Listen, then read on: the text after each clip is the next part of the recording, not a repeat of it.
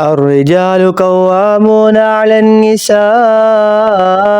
بما فضل الله بعضهم على بعض وبما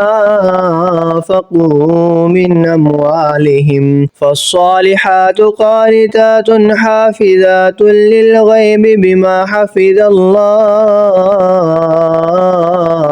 واللاتي تخافون نشوزهن فعظوهن واهجروهن في المضاجع واضربوهن فإن أطعنكم فلا تبغوا عليهن سبيلا إن الله كان عليا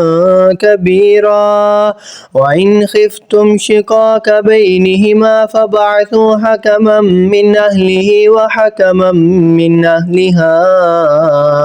إن يريدا إصلاحا يوفق الله بينهما إن الله كان عليما خبيرا واعبدوا الله ولا تشركوا به شيئا وبالوالدين إحسانا وبذي القربى واليتامى والمساكين والجار ذي القربى والجار الجنب والصاحب بالجنب وابن السبيل وما ملكت أيمانكم إن الله لا يحب ما كان مختالا فخورا الذين يبخلون ويأمرون الناس بالبخل ويكتمون ما آتاهم الله من فضله وأعتدنا للكافرين عذابا مهينا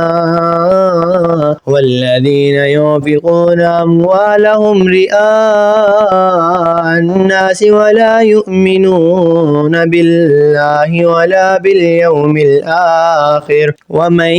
يكن الشيطان له قرينا فساء قرينا وماذا عليهم لو آمنوا بالله واليوم الآخر وأنفقوا مما رزقهم الله وكان الله بهم عليما إن الله لا يظلم مثقال ذرة وإن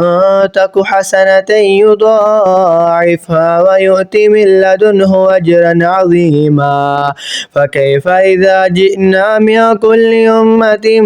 بشهيد وجئنا بك على هؤلاء شهيدا يومئذ يود الذين كفروا وعصوا الرسول لو تسوى بهم الأرض ولا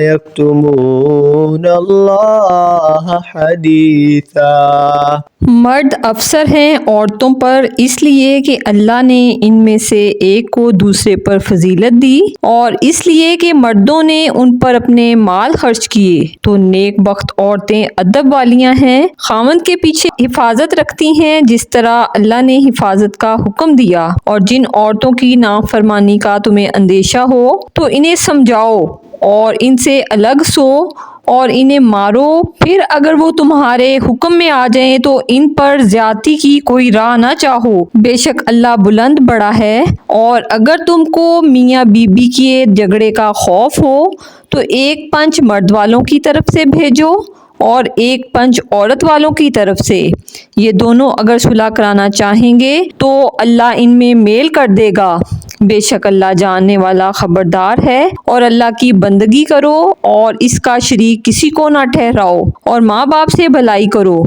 और रिश्तेदारों और यतीमों और मुहताजों और पास के हमसाए और दूर के हमसाए और करवट के साथी और राहगीर और अपनी बांदी गुलाम से। बेशक अल्लाह को खुश नहीं आता कोई इतराने वाला,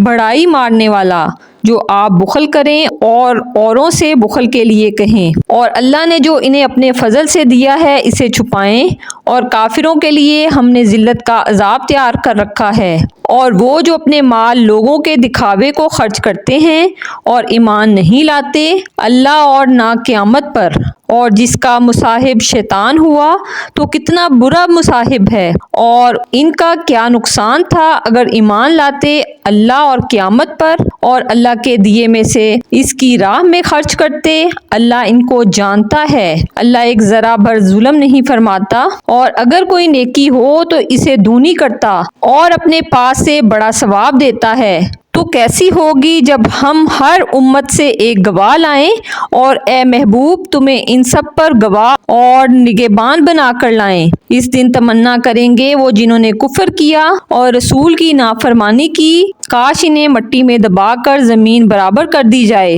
اور کوئی بات اللہ سے نہ چھپا سکیں گے۔